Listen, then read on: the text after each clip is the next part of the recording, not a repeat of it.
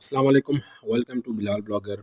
आज का जो लेक्चर है उसमें हम बात करेंगे कि आपका जो गूगल एनालिटिक है उसको आपने अपनी वर्डप्रेस वेबसाइट के साथ कैसे कनेक्ट करना है। क्योंकि जो है ना 2-3 दिन पहले जो वीडियो बनाई थी उसमें मैंने आपको बताया था कि सर्च कंसोल को अपनी वेबसाइट के साथ कैसे कनेक्ट किया जाता है। तो बहुत ही सिंपल मेथड था, क्योंकि जो सर्च कंसोल और एनालिटिक, गूगल एनालिटिक, ये दो ऐसे गूगल के टूल हैं जो कि किसी भी वेबसाइट के लिए ज़रूरी होते हैं।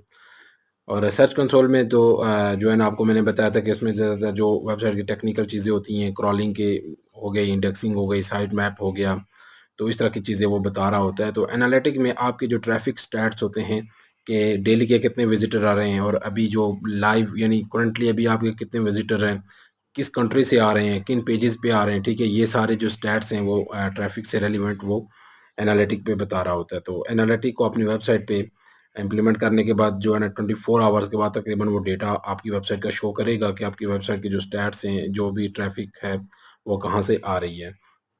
तो अभी प्रैक्टिकली जो है ना मैं आपको इस लेक्चर में बताऊँगा कि कैसे आपने अपने गूगल एनालिटिक को अपनी वेबसाइट के साथ कनेक्ट करना है। चूँकि हमारे वेबसाइट पे जो है ना एक फर्स्ट आर्टिकल भी लाइव हो चुका है, उसके बाद जो है ना सर्च कंसोल की इंटीग्रेशन हो गई है, तो अब एनालिटिक को कनेक्ट करना बाकी है। तो ये इसलिए मैं ज़रूरी समझता हूँ कि ये चीज़ें आपको, ताकि कहीं भी जो है ना अगर आप एफ़िलिएट वेबसाइट स्टार्ट करते हैं, तो अगर आपको कहीं भी परेशानी आती है कि यार एनालिटिक को कैसे कनेक्ट करना है, या वेब मास्टर या सर्च कंसोल को कैसे कनेक्ट करना है, तो ताकि सारी वीडियो आपको इसी प्लेटफॉर्म पे मिल जाएँ।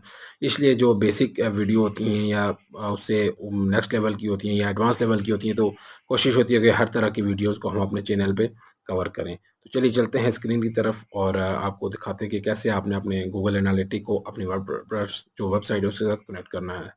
Let's go to the screen.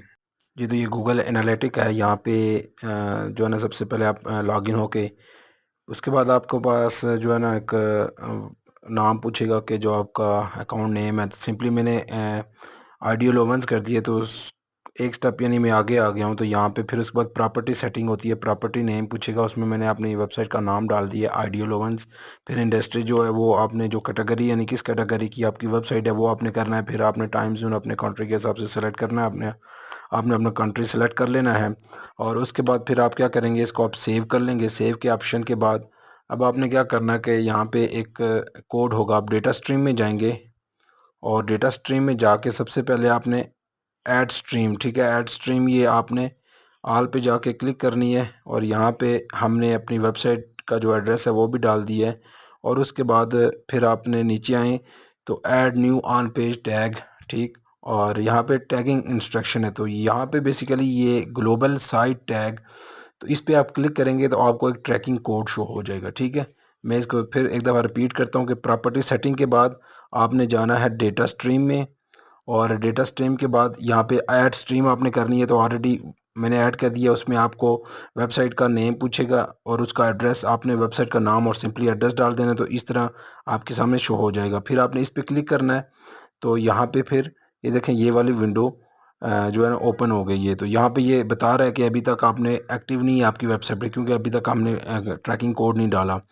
तो अब यहाँ से नीचे टैगिंग इंस्ट्रक्शन के हम सेक्शन में आएंगे, तो add new on page tag, तो ये जो फर्स्ट जो ऑप्शन है ग्लोबल साइट टैग, इस पे हम क्लिक करेंगे। क्लिक करने के बाद ये आपके पास देखें ट्रैकिंग कोड आ गया, इसको हम यहाँ से कॉपी कर लेंगे। अब यहाँ से हमने जाना है अपनी वेबसाइट का जो डैशबोर्ड है, हमने उसमें चले जाना है। वहाँ पे जाके ये देखें हमारा डैशबोर्ड है, तो लेफ़्ट साइड पे आप देखें अपीयरेंस का ऑप्शन है, और यहाँ पे जाके आपने थीम फाइल एडिटर करना है।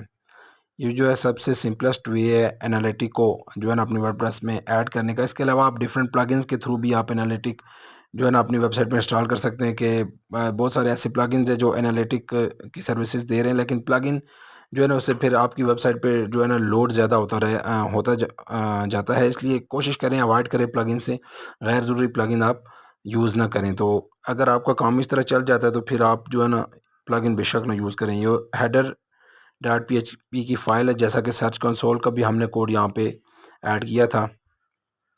तो यहाँ पे हेड के सेक्शन के बाद जो है ना आपने ये देखें यहाँ पे सर्च कंसोल ऐड किया हुआ है, तो साथ ही हम यहाँ पे यहाँ कर लेते हैं ये वाला कोड।